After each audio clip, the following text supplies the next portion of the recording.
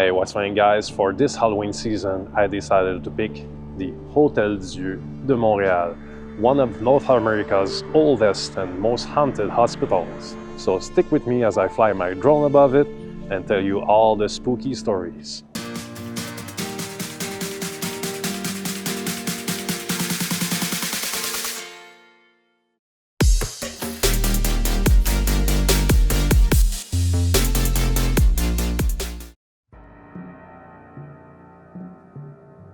The Hotel-Dieu de Montréal Hospital was established in 1642 by colonial nurse Jeanne Mance.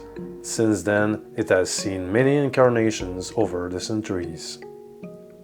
The founding of this colonial hospital was allegedly rooted in a godly message received by Jérôme Leroyer de la Dauversière, a devout Catholic tax collector from La Flèche, France. He later proceeded in creating a colonial organization with the goal of establishing a French colony on the Mohawk territory of Tiohtià:ke, called Montreal Island by the French. Le Royer also established the Religious Hospitallers of Saint Joseph, an order of nuns to found the Hotel-Dieu Hospital. He recruited a young woman named Jeanne Mance to be in charge of the project. He also selected a military leader named Le Sieur de Maisonneuve to govern the colony. It is important to note that back then, the Catholic colonists were terrified of the devil and his evil minions. They saw demons as having a special mission to harass and thwart any Christian project, especially works of charity and compassion like hospitals, orphanages, and shelters. So the first thing the French colonists did when they arrived was fire their cannons to try and scare suspected demons away. With the construction of the Ville-Marie colony, Jeanne Mance created a rudimentary hospital in 1642 within the palisade of the fort. When the first stone hospital was built in 1645, Jeanne Mance officially founded the Hotel-Dieu de Montréal on October 8, as confirmed by a patent of King Louis XIV of France. When the Mohawk First Nation realized that Tiohtià:ke had been colonized, an all-out war broke out with the French. In 1649, the hospital was briefly closed and converted into a military installation. The hospital grew when two surgeons arrived from France in 1653 and authorities began constructing a chapel on the site. However, disaster struck on February 22, 1695, when a mysterious fire burned the hospital to the ground. Authorities blamed the inferno on a demon. As they rebuilt the hospital, the nursing sisters complained that the same demon had arrived to terrify them. They claimed that he ran about the hospital at night with a big candle in his hand. The demon was seen dashing from window to window, frightening passers-by on St. Paul Street. In another case, a priest named Father de Fancamp claimed he was visited by a demon on his deathbed at the Hotel-Dieu Hospital. The demon taunted him and tried to bring him to purgatory, so Father de Fancamp refused to die until the demon was exorcised by another priest. The hospital would burn to the ground again on June 19, 1721. While celebrating the Feast of Corpus Christi, soldiers fired a volley into the air. A bullet struck the Hotel-Dieu, triggering a devastating fire that destroyed the hospital and burned down 138 homes. A third hospital was soon built, but it was not to last very long. The third version was destroyed on April 10, 1734, when a slave woman named Marie-Joseph Angélique was accused of arson. It had started on the south side of St. Paul Street and spread very quickly. The fire was so intense that the law enforcement officers could not get close to it. Due to a strong wind blowing from the west, the fire spread and destroyed 46 houses along with the Hotel-Dieu Hospital in less than 3 hours. Half of the city was completely ruined. Rumors began to circulate that a slave named Marie-Joseph Angélique had set the fire in the attic of her mistress' home, one Madame de Francheville on St. Paul Street.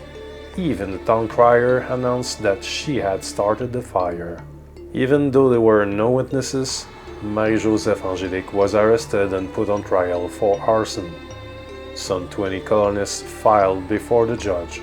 All of them were convinced that the slave widow Francheville was guilty, yet not one of them saw her set the fire.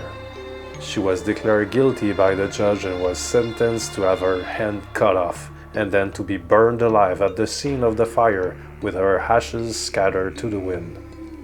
However, all death penalties in New France were automatically appealed to the governor in Quebec City. The governor reviewed the case and he felt it was too cruel. He decided to reduce the sentence. Her hand would no longer be chopped off, and instead of burning her alive, she would be hanged first, and then her body would be thrown on the funeral pyre. That afternoon, Marie-Joseph Angélique was taken one last time through the streets of Montreal on the back of a horse-drawn garbage cart. She was dressed in a long white robe with a sign made from the burnt wood of the home around her neck with the word incendiare, or arsonist, inscribed upon it. She was forced to wear a noose dangling around her neck and to carry a 2-pound lit wooden torch as a reminder of her alleged crime. When they arrived at the site where Madame Francheville's home had stood, Marie-Joseph Angélique mounted a scaffold with piles of firewood underneath it. She was then hanged, and then the large funeral pyre was lit. Her body was cut down and then flung into the blaze. Once her body had been cremated, her ashes were scattered in the wind. Today, the ghost of Marie-Joseph Angélique is probably the most well-known in Old Montreal. There have been numerous sightings of her limping through the streets in a long white robe with a torch in her hand. The Fort Hotel-Dieu Hospital was then built. It would be the last and most enduring structure on the original site.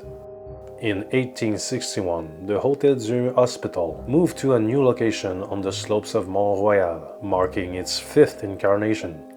Not only did the living nuns and patients move to the new hospital on the mountain, they also took all the bodies of the deceased nuns, who were transferred to the chapel of the new hospital.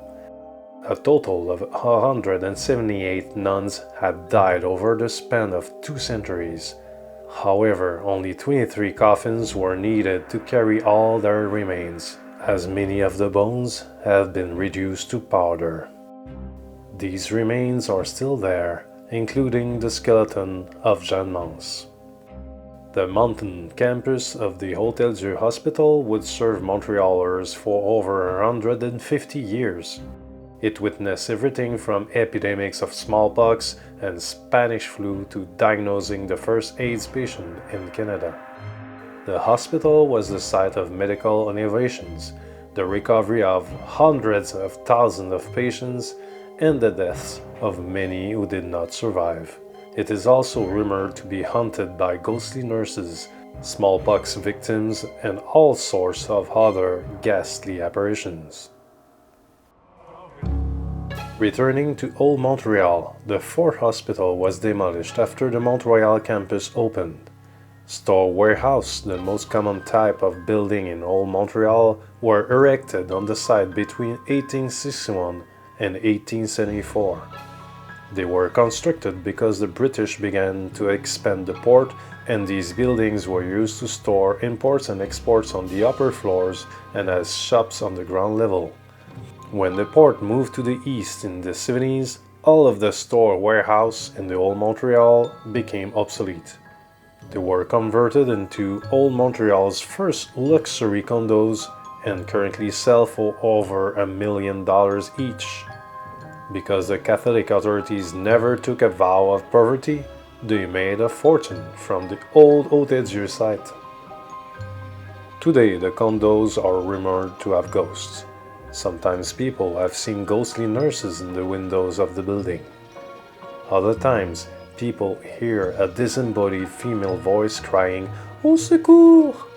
or "Help me" in English. These paranormal cries may be related to one of the many fires that consumed the whole hospital. In any case, on September 23, 2017, the Hotel-Dieu moved from its Montreal site into the new CHUM Super Hospital, along with several older facilities. One constant question is whether any ghosts or demons have followed the Hotel-Dieu Hospital to its newest location. While hospital management has denied that the new location has any paranormal activity, Haunted Montreal was contacted by a man who was recovering from a heart attack in October 2019 at the CHUM location. The patient claimed that while resting one afternoon in his hospital bed, he suddenly smelled sulfurous odor, almost like rotten eggs. At first he thought that an orderly was bringing some nasty food, especially as he could hear footsteps approaching his room. However, the footsteps stopped outside of his door and nobody opened it. "Is anyone there?" he asked, but there was no reply. The patient pulled himself out of bed and slowly walked to the door, holding his nose as he went due to the sulfurous stench. Once at the door, he turned the handle to try and open it. It seemed to be locked. Puzzled, the patient continued trying to turn the handle, when all of a sudden the lights began flickering on and off in his hospital room. He then began to hear what sounded like demonic laughter. It started slowly with some deranged snickering and soon developed into a roaring, full-throated cackling. The man hobbled back to his bed as quickly as he could and began pressing the buzzer to summon the nurse. The laughter and the smell of sulfur got worse and worse, and the man collapsed in his bed in terror. When he woke up, he was surrounded by nurses, and the stench and laughter were no longer present. Medical staff informed him that he had had a minor heart attack. Given the Hotel-Dieu Hospital's long association with demons and other spirits, it is possible that the CHUM location is haunted. Whatever the case, as one of the oldest hospitals in North America still in operation, there can be no denying the tales of ghosts and apparitions who have been haunting it for almost 4 centuries now. Well, I hope you liked the spooky stories about Hotel-Dieu de Montréal, and if you did, you know what you do. Thank you so much for encouraging this channel. Fly safe, guys, and see you in the next video. Happy Halloween!